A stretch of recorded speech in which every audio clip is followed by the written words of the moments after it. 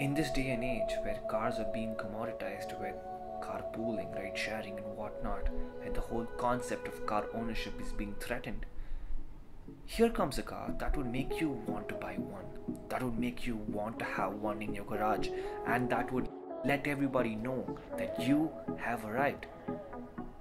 And how? 5 simple reasons.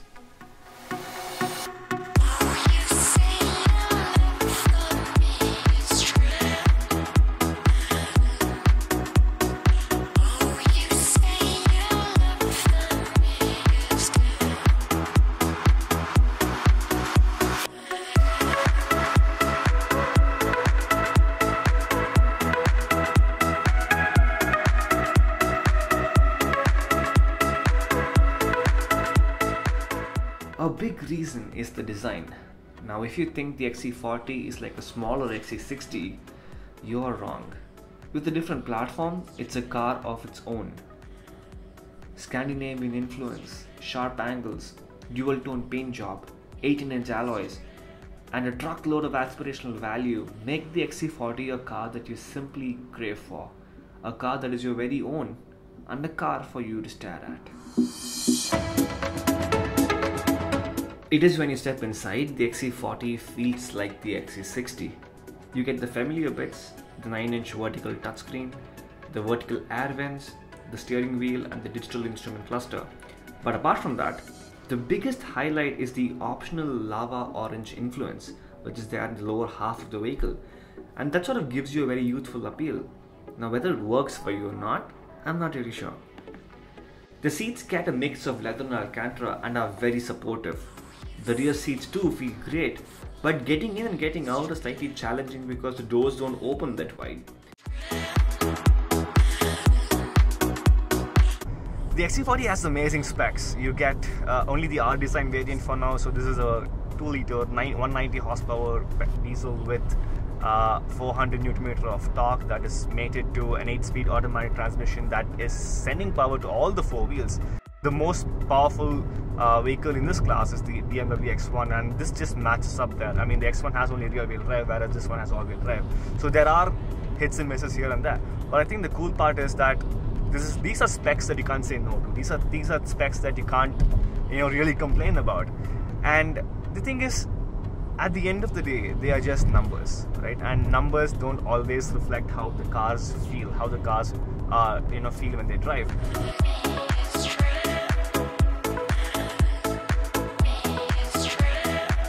The thing is, what really reflects driving enthusiasm is the steering input, steering output, steering feedback. The suspension is the suspension feeling, and how confident the car makes you feel.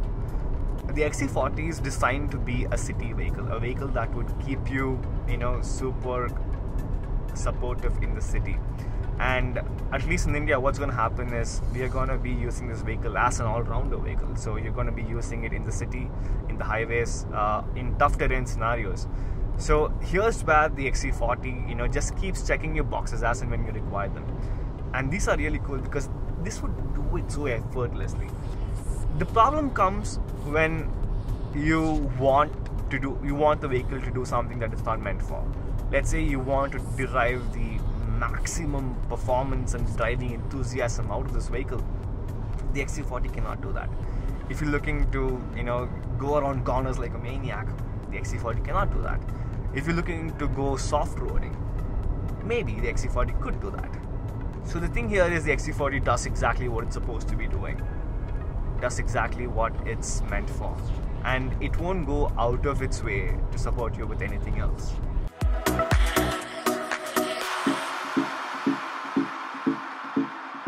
When it comes to the XC40's riding mannerisms, the steering wheel is a little light, but I think I would certainly live with that. But what is very important to me is that I want great suspensions, and I think here XC40 has the perfect balance.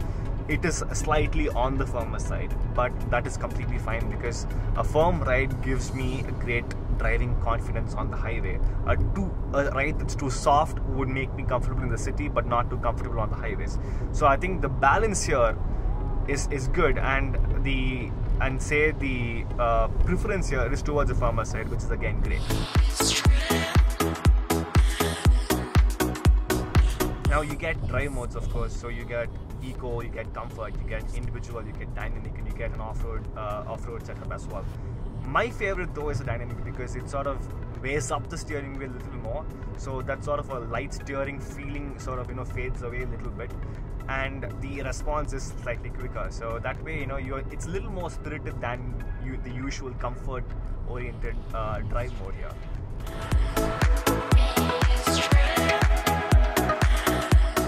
Another important thing is the safety aspect, because when you talk safety, you talk Volvo. When you talk Volvo, you talk safety.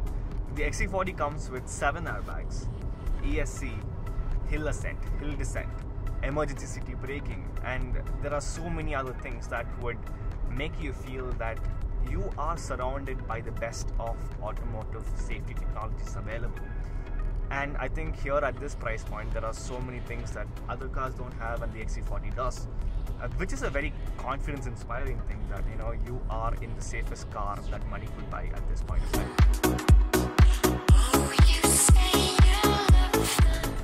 Also, a really cool thing is that I can actually record this without a microphone link because the cabin feels so sound and so secure on the inside, and that's just a wonderful thing.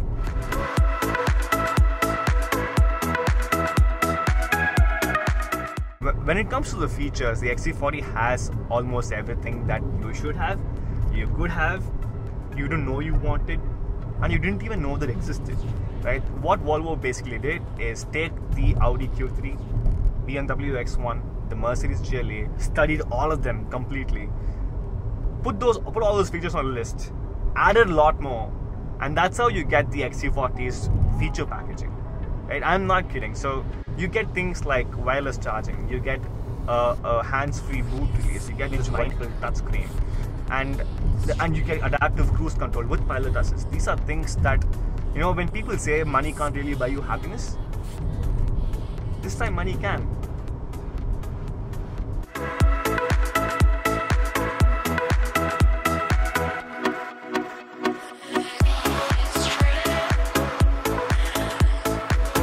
Another huge reason is the price point. It is important because Volvo is not some manufacturer that would give you a very obnoxious price, that would give you a very over-ambitious price for that matter. Volvo always prices their products on a very practical note, on a very competitive note, that would suggest that if you're looking for a car in this so-and-so space, the Volvo makes a great alternative. So what about me, you ask? Would I still be taking a cab, or would I still be sharing a ride?